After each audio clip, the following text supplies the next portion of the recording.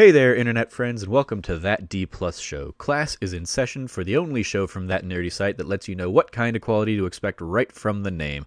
I'm your host, Trevor Starkey, and each week we sit down with guests to talk about a Disney Plus offering of their choosing. This show is made possible entirely by the support of our patrons over at patreon.com/thatnerdysite. So if you like the show and can support us over there, we would of course definitely appreciate it. But if you can't, no big deal. The fact that you're listening is awesome, and of course we'd always appreciate it if you like, subscribe, rate, and review, and share with your friends everywhere you can. Joining me today, we have Logan Wilkinson making his debut on the show. How you doing, Logan? I'm doing fantastic, Trev. Parasite won Best Picture last night. Yeah, it's a bong slide. Yeah, we this is an episode we tried to do like a month ago at this point, it seems, but you ended up getting strep throat in there somewhere, so we had to delay and we had to kind of scramble a couple times, but we finally convening because we're going to talk today all about The Phantom of the Megaplex. Yes. So Parasite, yeah, they can win their best Oscars, and Bong Joon-ho can take out all of his great awards and have lovely little sentiments for Marty Scorsese. But today we are talking about Disney classic, Disney Channel classic, original movie classic in, whatever degree of quotation marks you want to put behind that. So this is one I remember coming on. I remember being, a Disney Channel fan at the time, but I don't think I'd ever watched this one actually. So tell me why you wanted to pick this one, Logan. I mean, the most simple way possible is because, I love Phantom of the Megaplex, right? It was one of my favorite Disney Channel original movies growing up. I think the humor and also just, kind of the mystery tied into it, and just kind of the idea behind it is really cool, right? It's definitely plays off Phantom of the Opera, literally beginning with the name, but just some of, kind of the, I think, homages, if you want to call it, to that. Yeah, I mean, the very first clip we see is from Phantom of the Opera. Yeah, exactly, right? Very much kind of tying into that, and I had obviously never seen Phantom of the Opera at the time. I was 8 years old, as me and Trevor were kind of talking about before we started recording when this movie came out, and so this was kind of my first exposure to that in a lot of ways. And also, I think this is one of my first kind of movies that I think really encapsulated my love of movies too, right? Somebody who very much really has kind of always loved films throughout my entire life, and as a kid I just bonded with my dad in a lot of ways via watching film. This film very much is all about kind of just a love of movies. I think it kind of unabashedly runs throughout it. And so it was kind of a way to kind of distill down how I felt about movies, and also just because it's a ton of fun, right? If you'd asked me before I'd watch it again for this recording, I'd have probably put this, if not in my top 5 favorite Disney Channel original movies, certainly in my top 7 or 8. I genuinely really loved this movie growing up as a kid. And it's also a weird one too because it's one I liked so much, but one that they basically never ever aired again.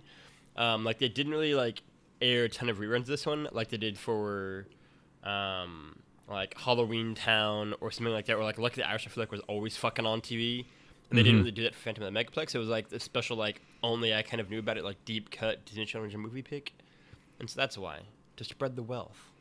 All right, yeah, it's like I said, I didn't watch it originally when it aired, but I remember this era of every month there was a new Disney Channel original movie kind of thing.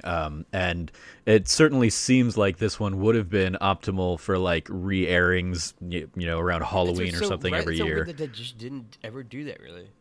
I mean, I'm curious if they didn't or if you just missed it or maybe, yeah. Yeah, because the amount of time I watched Disney Channel, I feel I never saw this one as much as a lot of the other ones. No, that's fair. And maybe there was a maybe they didn't want to pay Mickey Rooney the royalties or something like that. Yeah, I wonder if that actually was it. Now that you mentioned so maybe there was a re-airing would have just cost them too much, so they had to kind of keep it shelved or something. Or maybe they just had enough other. Maybe they saw the numbers from the kind of original viewing and said, well, maybe we'd be better off re-airing other things instead. Sure, I mean Halloween Town has 15 sequels. So, I mean they definitely were. Yeah. All right, so let's dive into the history lesson of Phantom of the Megaplex. It was originally released November 10th, 2000, which is one of those things that like jumped out at me as like, oh, it seems like this would have been like a Halloween movie, so it's weird that it came out in November. But it falls within the Disney timeline in between Mom's Got a Date with a Vampire, which had been their October movie that year, October 13th, 2000. And is another one that I know you are keen to talk about. There will be another episode sometime. about just that. Yeah, I love that movie.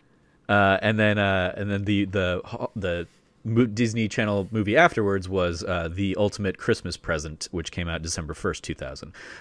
This also was shortly between Xenon the sequel and The Luck of the Irish, Also were a couple of the other kind of notable standouts of this era. But yeah, so it struck me as like, oh, it's weird that like this was the November movie. I guess they're still kind of cashing in a little bit on the Halloween vibes. It's what, 2 weeks after Halloween, so it's still close. Yeah.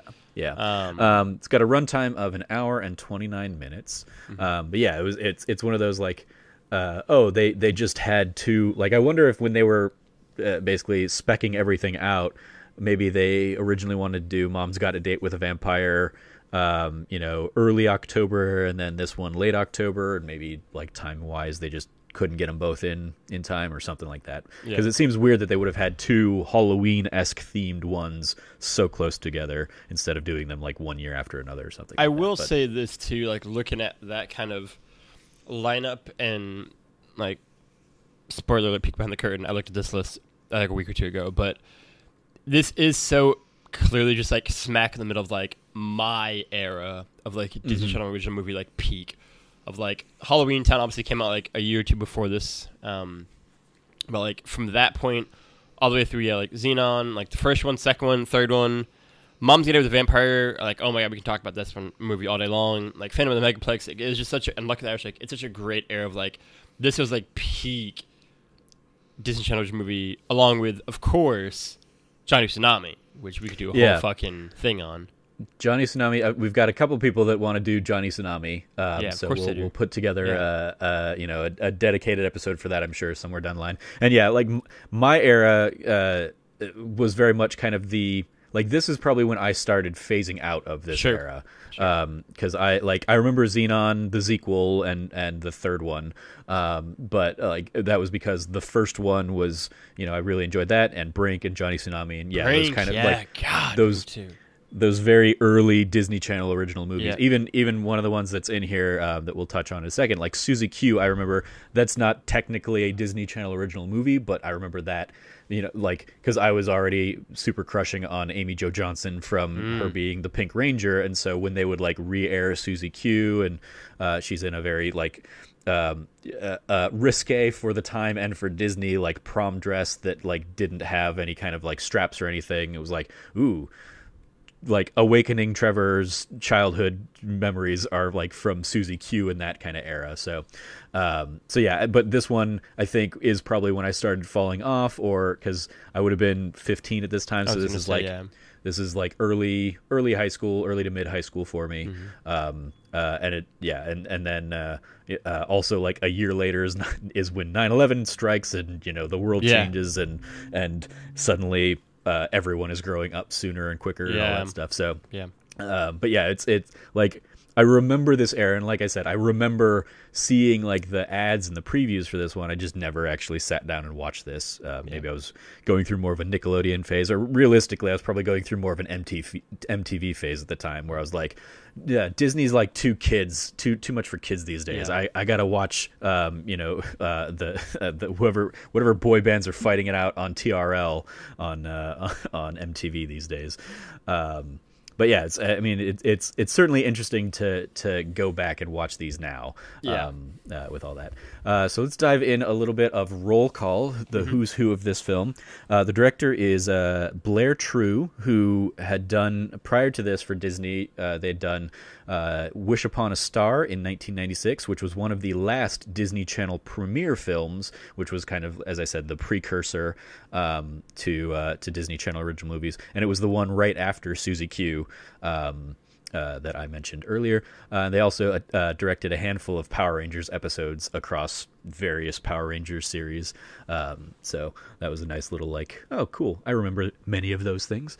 The writer is Stu Krieger, who wrote The Land Before Time, as well as many of the Land Before Time sequels. They wrote In the Army Now, and then for Disney, they wrote Xenon and Smart House, and then on to the Xenon sequels after following this movie, basically.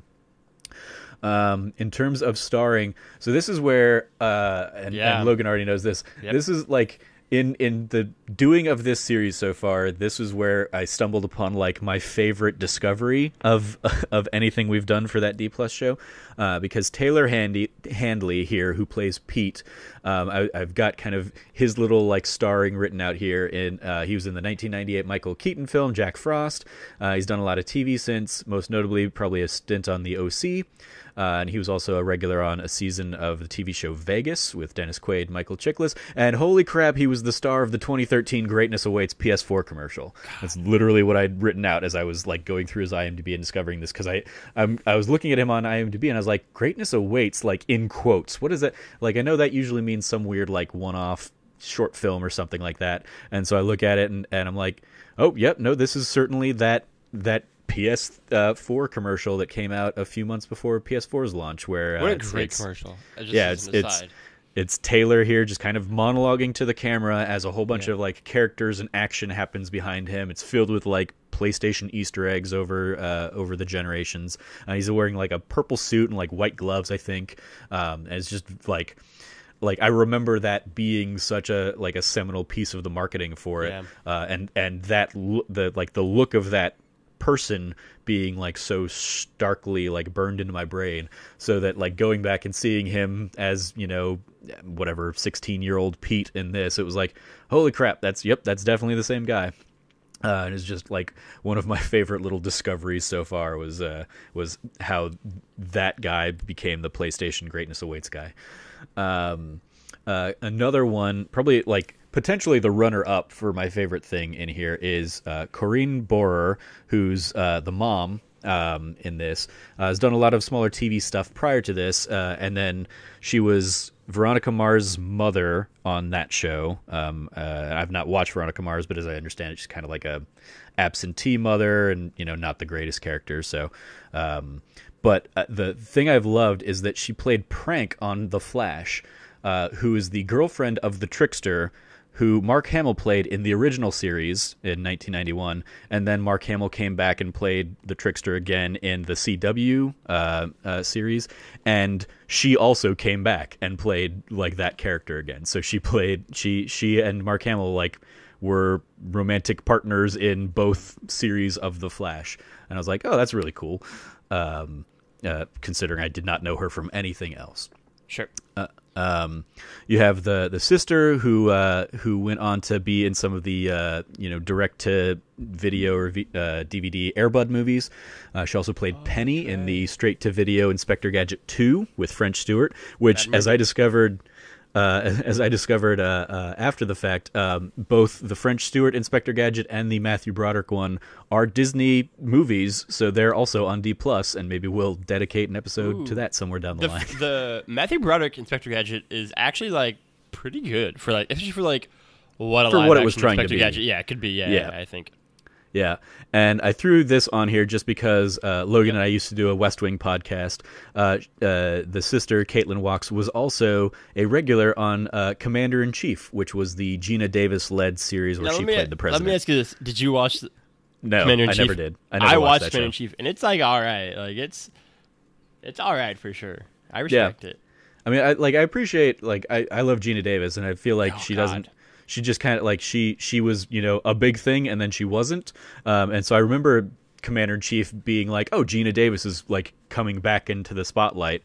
But yeah, I just for whatever it was for, you know, that time in my life whenever it came out, or because I already had The West Wing, I don't remember. But yeah, I just never got around to actually watching that one. I feel like if Commander-in-Chief had gotten more than one season, it could have been great. But it was like a one and done kind of thing. And so I feel like they like were just kind of figuring it out, and then it kind of get cut off. But show's all right.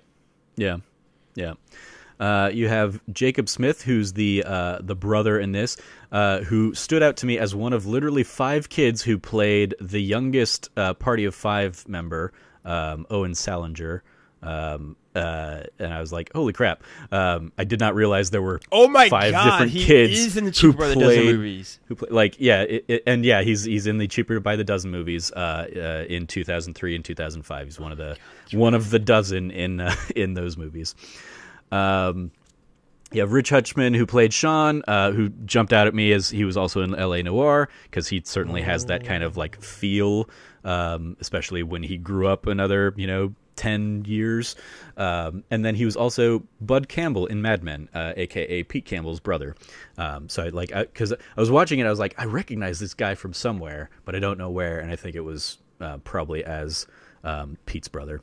Niedermeyer has been in a ton of things, but the actor playing him, Colin Fox, jumped out at me, and one of the things I wanted to shout out was he was King Harkinian in the 1989 Legend of Zelda TV show that most people forgot even existed, a little animated show. And then, of course, lastly, Mickey Rooney, Movie Mason. He's the super racist caricature, Mr. Yunioshi in 1961's Breakfast at Tiffany's, which was done in a very different time. But he, of course, has an all-around, very storied career that spanned, like, he was active and acting for 90 years. Yeah. He got started real young, and then he still had some stuff coming out like years after his passing.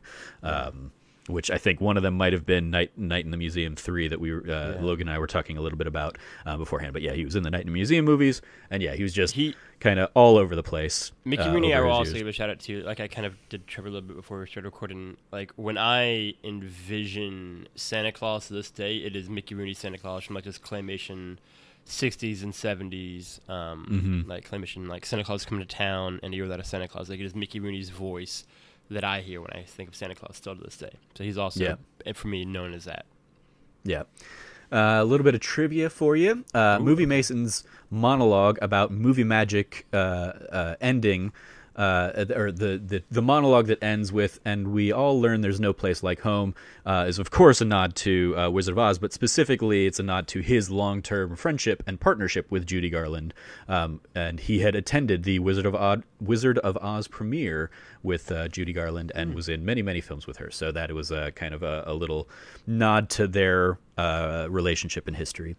The clips for Glimpses of Genevieve are from a film called Alice, Sweet Alice, which was a horror film from 1976.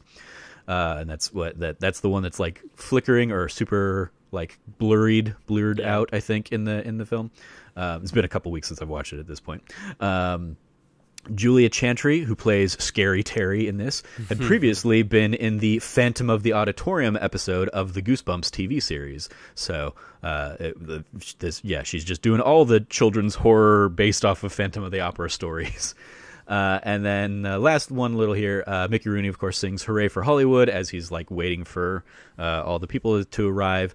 And he was a narrator for a 1982 film of the same name, which compiled clips of musicals from the 1930s. So I thought that was a little, and that like, I'm proud of that one because I actually like tracked that one down and found it myself, as opposed to just like relying on whatever trivia is sitting in IMDb.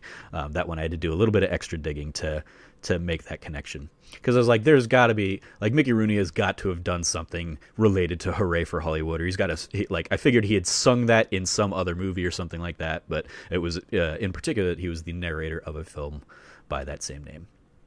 So that's the trivia and the history and all the roll call stuff. So let's talk about, how does it hold up? How do you think it holds up, Logan?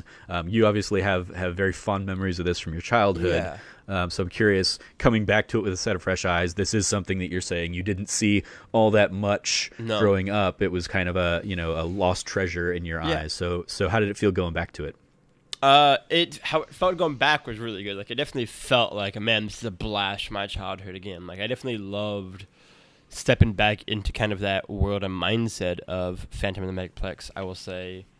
In terms of how it holds up in 2020, I think it does and I think it doesn't, right? Like, it's a 20-year-old film, so that could be, I think that could be said for movies that are actual, like, motion picture release great movies can be said, well, it's been 20 years, it can maybe not has held up as well as you think it does. But I think there's a lot of charm to this movie. Like, there's a lot of cheesy. Like, the movie's very cheesy, which maybe like I didn't fully grasp when I was an 8-year-old child. But I think the movie's charming nonetheless. Like, I think the movie still makes me kind of smile and smirk. Like, like if I had to go now, like I wouldn't rank it in my top 5 favorite Disney Channel original movies. If I would have ever, it would have been close, but it wouldn't be there now. But I still definitely enjoyed my time watching it. It's still really good. Like, also the movie's 89 minutes long. Like, I think for what it is, like, yeah, like I think it largely holds up as a like early 2000s, late 90s era Disney Channel original movie. That's goofy and silly and fun, and like I still think the mystery like works. I still think there are like mystery moments where I'm like, that's a cool shot. So I would say like it holds up. Parts of it don't. Parts of it definitely don't land. It's definitely cheesy. So if you're not in for that, you're not in for that. But I enjoyed my time with it. Yeah. So this was, as we said, this was my first time really coming to it. And I was talking to Frank a little bit about this today. He and I grabbed lunch while he was in town, and he was asking, so how does Phantom of the Megaplex hold up compared to the Disney Channel original movie I talked about with him a few weeks back, Eddie's $1 Million Cook-Off? And I was like, well, Phantom of the Megaplex does not have a runner about like a dad being super sexist, so I gotta give it the edge in that it holds up better, like just from a societal standpoint and all that stuff. So yeah, I to your point, like, it definitely is like super cheeseball and all that stuff. But the mystery I really enjoyed, or I don't know if I would really say really enjoyed, but I enjoyed it, and they threw enough red herrings in there. I feel like it doesn't quite track, but sure. Like, because I was like, oh, okay, it's probably Sean, it's probably the assistant manager, he's probably the Phantom, and then like not once but twice do you like stumble upon him tied up, so it's like, okay, well, I guess it really can't be him if you're clearly throwing me off the track. So when it ends up being him at the end, I'm like, okay, so how did he tie himself up? I'm already putting way more thought into this than they're intending for any kind of audience people. Like, yeah, it's like, how does he end up on the back of a door or something if he was doing it all himself, and just like waiting for people to come and discover him, when he could have been, wreaking more havoc or whatever. But I appreciated like that it kept me guessing in terms of who it was gonna be. It didn't give you too many in the way of like real viable candidates, but I appreciated that like it tricked me enough because it threw out kind of the red herring. So yeah, that I thought the general mysteryness of it worked out more or less. So what are some of your favorite and maybe least favorite, if you have any, moments or scenes that you wanted to kind of touch on? One small thing that I just thought was really funny, like that I don't even know if I noticed as a kid, but like watch now, is when they're back at like it's been like 2 weeks now since the movie too.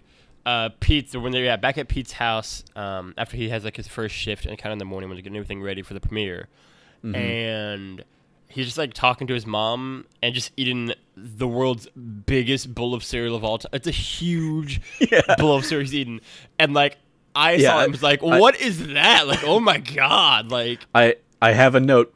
Pete has a way too large bowl of food.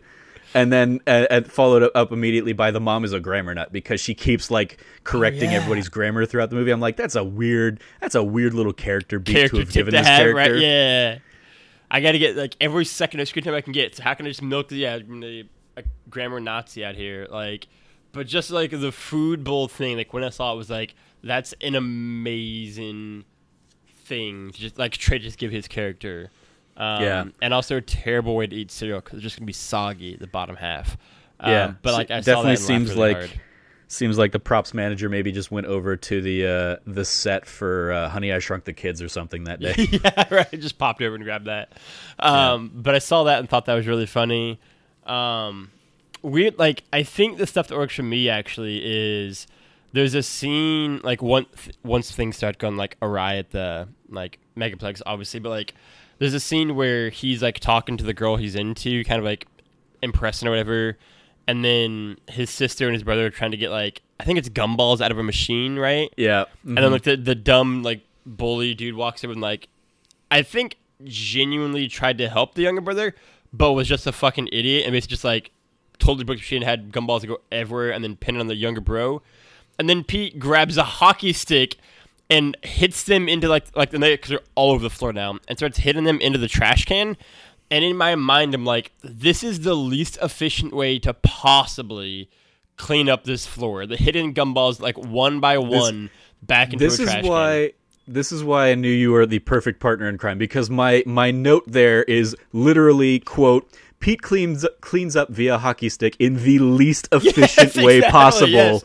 Yes, and like, loses the girl to Donnie in the process. Yeah, like I couldn't, like, it was like also affected, like, because like the crowd around him, so it's like cheering him on, like applauding. It's like, yo, if some dude just grabbed a hockey stick and started cleaning this up one by one like this, and also it should be mentioned, he's missing a lot of these shots. Like when it shows like the watch and the trash can, like he's missing. Like you could see gumballs not going, and it's like, what is this? Like this is a wild game plan. Like if you just got on your hands and knees and picked them up, you would have done it in a quicker period of time and much more efficiently, Pete. But he did like this, and it's like, you know what? I respect the energy, I guess. Yeah, this was very much, seems like, Mighty Ducks was big. Let's do something Mighty Ducks related. Yeah, that's definitely, for least favorite, it's a weird one where it's like, there aren't any scenes that like actively like hate. I think that it's weird, like the assistant manager and like Niedermeyer is a weird dynamic, I think. Mm-hmm. And just like when like those interactions, just kind of like, I don't really know what I should really be thinking about this. Pretty much anytime he's like flipping out about Niedermeyer being like, just like, you gotta get ready for Niedermeyer kind of thing. I think, and more of that, like I think the opening is good ultimately, but I think it's a long, like for an 89-minute movie, that opening is, it felt long. It's like, we're really establishing things pretty slowly, and like every character gets like a freeze frame, like here's a narration of who they are and this thing, and like you'll never really see them again, but it doesn't really matter because you're gonna get 30 seconds on who they are right now, kind of thing. Yeah, that was actually like when I think of like least favorite moments from this movie, it is that like opening, because as I'm taking notes as I was watching it for this, I've got like a half page of notes of like introducing all these characters, and I get to the point where I wrote the note, this is way too many characters to introduce 4 minutes in. We're in 4 minutes and we've already been introduced to like 9 people, and then we get introduced to like the family on top of that, and it's like, why do I need to know all these people? Who's important here? Who isn't? Most of these people end up not all being important. That's what's weird. It's really just like reinforcing, like each of these people is going to have their shtick, and here's to let you know what their shtick is, so when we call back to their shtick throughout the rest of this movie, you're not like wondering why are they acting that way. So you have like Ricky Rules, who really sticks to the rules. You have Scary Terry, who's always over dramatic about Scary Terry sucks. What is going to happen. You have Hillary Honey, who just talks to everybody and calls them sweetie and honey and all that stuff, and you have Question Mark, who just asks a lot of questions. And it's like, okay, yeah, I didn't need to know like any of those little things. You could have just had those people be characters that we would have seen, or you introduce those little bits throughout the movie instead of like bum rushing the audience up at the front with all of them. I also think it's funny too, because like the level, like how good some of those quirks or traits are, and how half-hearted smart, where it's like, yeah, she just calls people honey, I guess. She just basically just is a nice person. That's kind of her gimmick, and it's like, all right, well, that's not really a gimmick. That's just like, she's from the South, basically. Like, that's not really, exactly. That's a weird, and then like, Question Mark is like, he just asks questions, but like, that's just like, what a weird gimmick that is too, which is like, yeah, he just doesn't understand ever. He's like the most like oblivious, like most oblivious person ever. It's like, all right, yeah, I guess, yeah, okay, cool. It is, like, it was so weird watching it now, where it's like, because I feel like at the time when I watched it, I was like, being like, all right, cool, like, everybody that it's showing could potentially be the Phantom, kind of like that. So like, I was like so focused, and then now, knowing that it's none of these people, I'm just like, huh, okay, yeah, like, but maybe they're more important than I remember them being. Then get into the movie, it's being like, no, like they really were like 2 to 3 of these were like actually somewhat important. The rest were like not at all, and like we could have just not had this. In addition to introducing 3 more characters with the family as well, and Mickey Rooney just hanging out as movie Mason. Yeah. So yeah, that's like that jumped out at me as like, okay, why are you introducing me to this many characters in this way? But in terms of things I liked, so I liked, again, coming into this fresh, I liked that it becomes pretty apparent pretty quickly, and then they eventually call it out, that like the mystery thing that's happening for each of the movies like directly ties to the name of that movie. So you have the the tornado one or whatever ends up being like the fan, blowing all sorts of crap around the theater, and the glimpses of Genevieve being that like you're not seeing the film, or it's blurry, or whatever the case. Like I appreciated that they like played around with that, that kind of like idea, and it made it like an interesting little, okay, so it helps kind of set you off to think that it's maybe movie Mason, because clearly like you have to have a love of the movies to know what each of those movies is about, or to be able to like tie in, like make a crime fit the title of each movie. Yeah. And then, so when it ends up being Sean instead, it's like, okay, well, he also would have known all those things working at the theater. So yeah, I like, that was a cool little gimmick that I thought at least had like a lot of ideas and thought put behind it.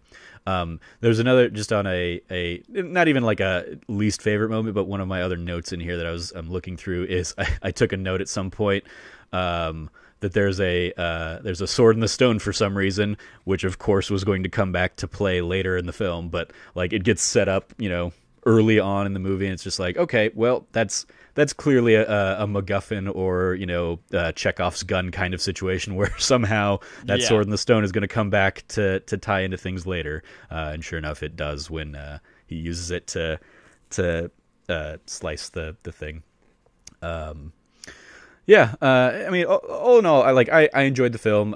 It was a very fun kind of mystery. I thought it had some weird little like subplots that feel like in a more streamlined movie just would have been cut out. Like the 10 minutes that we spend with the mom and the boyfriend or whatever, doing the weird kind of like plant analogy about their relationship and if they're going to take the next step. I was like, this is weird. Like, I wonder, especially like as you were an 8-year-old kid at the time, I wonder how much of that was like flying over your head the first time watching it, or most of the audience's head. Yeah, it's hard to remember, like obviously the 8-year-old one, but like you just like my response is just like yes to that. Like it's like how much did just like, especially because like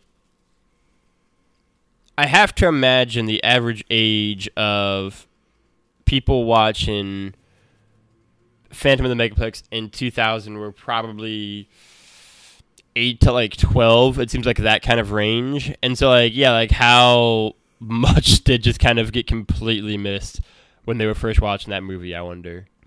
Yeah.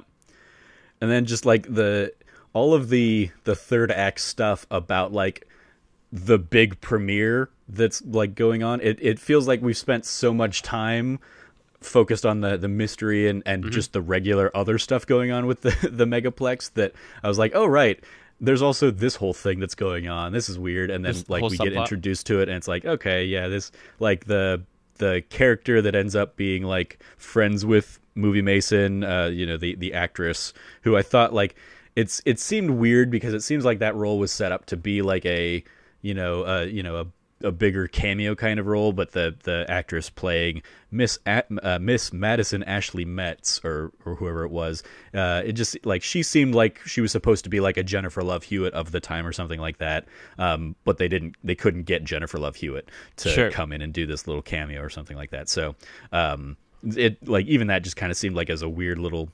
I wonder what their dream version of this movie would have looked like if they'd gotten stuff like that to come in. But then there's also like weird like I remember I took a note. Katie Seagal and LeVar Burton both get name dropped in the movie for some reason. And it's like, I wonder what they were doing at the time that would have, like, I mean, I guess LeVar Burton would have probably still been in at least in some vein of Next Generation love and support, even if the show had been off the air. Reading Rainbow, maybe. I mean, like, yeah, well, like 2000, I feel like Reading Rainbow was probably even like off the air before that. But yeah, like LeVar Burton gets named dropped. Katie Seagal was probably past like Married with Children, so this was probably like past it's like by a year, like a year or two, I think. Yeah. I mean, it's probably like right around the time Futurama is like up and going. Okay, yeah, that's a good point. So yeah, it was just like of all the actors to have been like dropped in there, name dropped. It was like those are just a couple odd choices, but I'm not like, both of them are great, so I'm not gonna argue with either of them. It was more of a like curiosity thing than anything else. And so it was one of those things I was hoping to see in kind of like the trivia when I went and looked it up after the fact. It was like, oh yeah, you know, the writer was a friend of Katie Seagal and LeVar Burton or something like that, but I could find nothing to that effect. So yeah, like it was a very fun movie overall. Fun little mystery, lots of little fun, joyous moments in there, and then a few little like needlessly over thought out or overcomplicated bits. But you know, whatever. Any other favorites you want to kind of highlight or shout out, Logan? I think a final one that I want to shout out, or I guess two ones that I want to shout out is, you kind of touched on already with like pulling the sword out of the stone. I think just like works as a great like payoff to like a Chekhov's gun moment kind of thing. And I just love that moment. I think I really enjoyed it. And then B is one from maybe like the first or second act of the movie, where the sister is basically supposed to be like, again, watching the younger brother like watch his like super kids movie kind of thing. And there's a moment where she's like, all right, just stay here and don't leave. And then it cuts to the movie they're watching, and the guy's like, all right, just stay here and don't leave. Yeah. And then it's like parallels the fact that like when she comes back, the kid's gone, and then it shows the movie again. In the movie, the guy also has been left by the girl. He was supposed to be just waiting for him. And it's really good, like tongue-in-cheek kind of moment that I really enjoyed. There's one in the other movie that like she goes to see, like the horror movie that she's going to see, where like they're all talking, and right at the same time that like somebody makes a loud noise, the movie tells them to be quiet or something like that. I was like, so is there something even more magical supposed to be going on here? Yeah. Was kind of like my takeaway. But it was I really enjoyed it, and there's like after she, I think, first left her younger brother, she like goes in the hallway with like my movie theater never had this, like the babysitter person basically. Yeah. No, I was like, what is this a thing that I just don't remember? The cinema sitter. My movie theater I do not remember them either. So but when she was like in the hallway and she like hid behind and like with like the family like cutout thing, that just made me laugh. I'm sure it did when I was 8. It made me laugh. Now it's 28-year-old. Like, it was just a really funny moment. Her just like blending in with him and then crawling out again. Like all those antics. But also, yeah, what the fuck is like what is that job? Just like walk around, make sure kids aren't where they're supposed to be. Like, get your. I mean, yeah, I guess it would probably be like making sure kids aren't like hopping between movies, or making sure you don't have like young kids seeing, you know, radar. As it is, I mean, like, there's a whole bunch, like, the fact that this was a 26 movie theater in 2000, I was like, holy crap, like, that's big for even now. Like, the biggest theater in Phoenix I can think of is like a 24 screen theater, and there might be a 26 or 28 or something like that, but like that, like, go back 20 years, that's like, wow, that was just ginormous. Huge movie, yeah. So there's a lot of like weird little things like that where I'm like, I feel like this isn't a real thing, and you're just making this a thing for the movie, but whatever. But yeah, even there, it's like, but why did you bother making it a thing for that movie just to have this like cinema sitter be completely inept and like useless? Whatever. One of the last little things I want to shout out is I originally, like, my note for this is "Are you the Phantom of the Megaplex, Mason?" And then like the response being, "Let me monologue about movie magic before answering your question." Like he could very quickly say like, "No, I'm not the Phantom of the Meg," but he instead like goes on. Clearly, what was probably the thing that got Mickey Rooney to come and sign on for this thing was like this very poetic and flowery monologue about how great the movies are and movie magic and all that stuff. But yeah, so it's one of those like in the context of the movie, much like just the kids in general, the brother and sister in general, and all of their weird movie references. Like people don't talk like that, and nobody talks like that. So you're just clearly scripting these people to be weird, like 1940s gumshoes or something like that, in the way that they talk about references and all that kind of stuff. But at the same time, like, go ahead, let Mickey Rooney talk about his love of movies. A great monologue that he gives. To be fair, like it works. Yeah. So yeah, that was a nice little moment to kind of wrap up on. So let's dive into the report card where we grade the film from A+ to F. Do you have any you what do you want to give this as a grade, Logan? Phantom of the Megaplex. I'm thinking I'm going to give Phantom of the Megaplex a B. Just a flat B. Yeah, I think that's probably where I fall too. Yeah. I want to say I gave Eddie's $1 Million Cook-Off like a C. I did not. Yeah, I did not like Eddie's. That was like one of the last ones I watched before I aged out.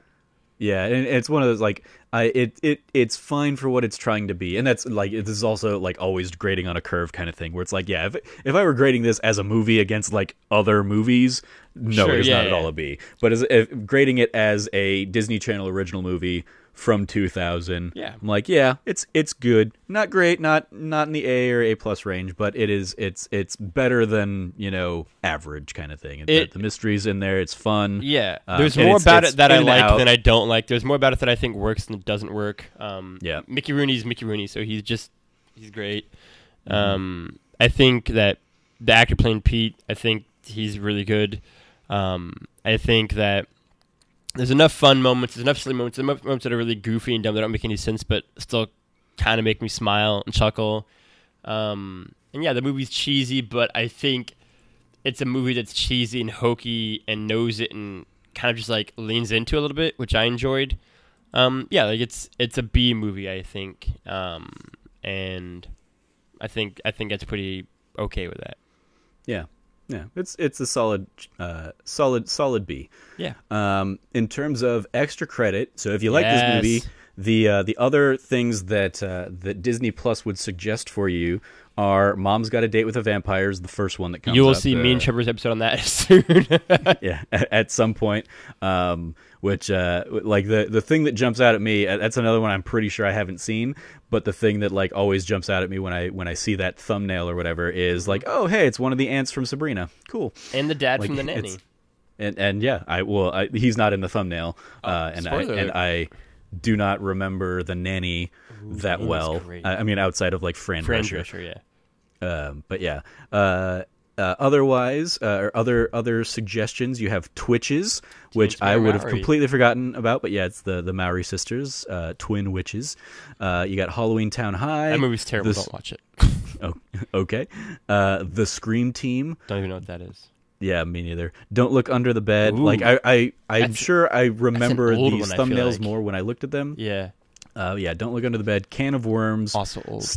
Stepsister from Planet Weird. Yeah. And Zombies, zombies spelled out, which I'm guessing is some kind of like cheerleader thing, because I think that's what I remember the thumbnail being. Some kind of like high school zombies. But yeah, whole bunch of random, basically all Halloween-y things for this movie that came out in a November time frame. Could have been a Thanksgiving movie instead, but no. Extracurriculars. You watching anything else on Disney Plus? I sure am, actually. What else are you watching on Disney Plus? Yeah, so I started watching The Mandalorian for starters. I literally just finished watching episode 3 yesterday, I believe. Or the day before. It's very good. I think I like it as kind of each episode goes on. I'm getting really kind of into the niche of it. Baby Yoda is great. I'm in a whole like Star Wars mood in general. This past few weeks, and yeah, it's very good. Mando is great. Baby Yoda is great. Carl Weathers is great. Like, it's just a great series. The atmosphere of it all. I think how it nails kind of that kind of classic Star Wars vibe and energy and tone, mixing of humor and like kind of more serious moments. It is very, very good. I've also started watching for the first time Star Wars Rebels. I'm about halfway through the first season on that. It's also really good and enjoyable. Somebody who like really liked the Clone Wars. Still have to watch the last season of that, but Rebels is very. You're getting a new last season of Clone Wars at the end of this month. I know. Rebels is very good. I like it a lot. I love the art style. I think it's very much kind of classic 1970s-esque, kind of those initial like sketches, like Ralph McQuarrie art design look of it. And I really, really dig it. It was one of the first things. Rebels was one of the first things I watched on Disney Plus because it was something that I had my eye on for a while, but I didn't have Disney XD and all that stuff. Have you seen the entire series? Yes, I've watched through the whole thing at this point. I'm very excited. Season 1, I feel like is gonna be the one I maybe like the least. It's definitely the like setting everything up kind of series, getting the team together. I would say, and it'll be interesting. Like, I'll be curious how it all how you react to it all, because there are things in Mandalorian that like reference back to things in Rebels and Clone Wars. That's really cool. And so if you end up like getting to the end of Mandalorian before you get to the end of Rebels, it might pseudo color some of your viewing of one might skew the other or whatnot. So be very interesting. But yeah, it's Mandalorian's a lot of fun. I enjoyed watching that kind of as it was coming out, and there were people that kind of thought it drags a little bit in the middle, but it did not for me. I really enjoyed the series kind of as a whole. It's looking like we're going to get season 2 of that come October, I think, is what they said in the recent call. So that's exciting. And I'm also looking forward to a new season of Clone Wars at the end of the month. Have they announced for Clone Wars if they're doing it? Are they doing it week by week or all at once? I believe it's week by week. What we should look at is possibly doing some sort of content for that. Potentially, yeah. It will be dropping around the time, or the first episode at least will be dropping around the time we're going to be at PAX East. So might not be ideal to do kind of like every week. We might, because for this particular show, for example, we might have kind of a few episodes kind of stored up, so we wouldn't be able to like respond in the moment as we're going. But we might throw together some little kind of reaction videos or something like that. But the thing that really having watched through all of Rebels, the thing that like a new season of Clone Wars gets me excited for would be a potential further season of Rebels, because of where that series ends, and I would be interested to see, like, it's just a matter of kind of the timelines of things. Rebels being kind of a show that takes place prior to kind of the original trilogy, versus Clone Wars that takes place basically between movies 2 and 3. So you kind of like, I've seen enough during that like time that the things I'm more curious about at this point are kind of what happened either as side stories to the original trilogy, or as we go from like the original trilogy into kind of the new trilogy, the sequel trilogy. Those are kind of the time periods I'm most interested in terms of like Star Wars lore at this point. And Rebels, I think, is the best shot to give us more stories in that. Rebels and Mandalorian now at this point. So it'll be interesting to see kind of where any of the Disney Star Wars stuff goes out. I was talking with Frank. One of the other things that's already out there and confirmed is there's going to be a Cassian Andor series with him and K2SO somewhere out there. So like a Rogue One prequel series. And then also we've got the Obi-Wan, of course, that series, which will be interesting and exciting whenever that comes, because Ewan McGregor's awesome. So excited for McGregor. Yeah. So very cool. I hope you continue to enjoy all of your Star Wars-ness. I am realizing as we're talking about this, I don't think I ever got your your thoughts on Rise of Skywalker. So maybe we'll check in on that after we're done recording, because don't need to delve into that on this episode. But I'm just curious, friend to friend, on what you thought about that. So we will definitely do that off air. Yeah. Yeah. Admittedly, I've been playing a lot of stuff recently, and not watching too much in the way of other Disney Plus shows outside of the things that I'm trying to kind of catch up on for the sake of that D Plus show. So I don't have anything new to report on in extracurriculars, but I keep listening to the music for High School Musical, the musical, the series, which I will also say it looks like they're doing Beauty and the Beast as their musical for season 2, coming, I think they sent out they put together a video that basically said in production now, and they were singing Tale as Old as Time, Beauty and the Beast kind of thing. So definitely seems like that's where they're heading on that, and I'm very excited for that. So because that show is shockingly good. So been listening to a lot of that music. Anyway, so that's going to do it for this week's episode of That D Plus Show. Thank you, Logan, for joining me to talk about The Phantom of the Megaplex. Absolutely, yes. Always a pleasure. You can follow Logan at Lefty Logie. Anything you want to shout out or plug, Logan? This comes out tomorrow, right? Yep. The day after you will be listening to this, Wednesday, February 12th, Abraham Lincoln's birthday, in itself something to celebrate, is also the premiere of season 40 of Survivor. And you can expect Survivor content from that nerdy site, from myself and one Jazz Foster. We are still nailing down the final particulars, but at the very least you can expect a written recap of the season. I already have ideas of what that's going to look like. I'm very excited. It is an all-winner season, so look forward to that. As always, look forward to That Wannabe Film Class. We talked about that one movie last week. Crazy Rich Asians. Crazy Rich Asians. That was great. Ben got very excited about that. I had no idea Ben was that big a fan of it. He's a way bigger fan of that movie than I am, and I liked that movie quite a bit. This week we're talking about a classic, old school, 60s, 50s era kind of rom-com. And then you can keep your eye out for That Nerdy Site Show.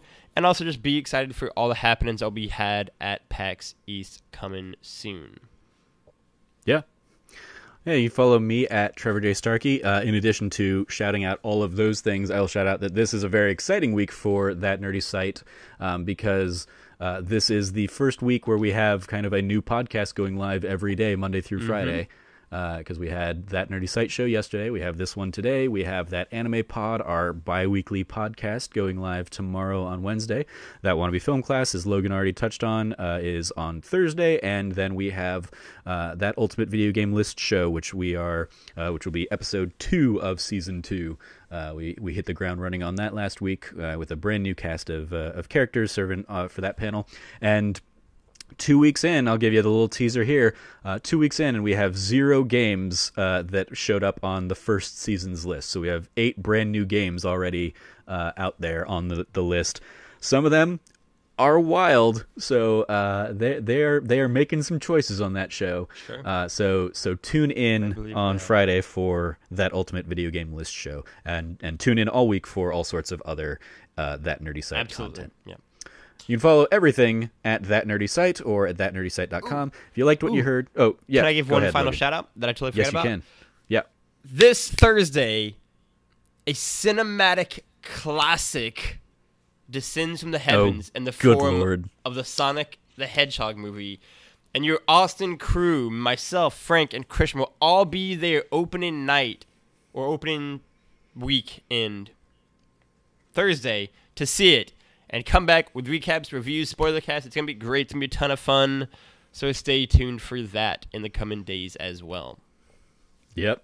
That is going to be a thing. I think Cameron and I are going to see it on our end, but I'm sure we will probably share our thoughts on it somewhere else, since you guys have kind of the crew getting together for that one. But I mean, early buzz on Sonic is surprisingly actually good. Pretty good. That's I was joking with Frank at lunch how great it would be if Sonic ends up being like the best video game movie ever so video far. game movie all time, and they can basically like say, "Haha, suck it, Mario." I mean, at this point, it's really easy. It's going to be really easy for them to say "suck it, Mario" because of the Mario Brothers movie. But yeah, I just thought that's going to be a fun, weird role reversal for those two franchises, some 20 plus years apart. Anyway, yeah, I look forward to seeing what you guys spit out in terms of a video for that. As I said, if you liked what you heard this episode, please like, rate, review, subscribe, share with your friends, all that fun stuff. And if you do feel so inclined, you can always support us on Patreon at patreon.com/thatnerdysite. Thank you for joining us. Thank you, Logan, for joining me. As always, stay nerdy, be good to each other, and class dismissed.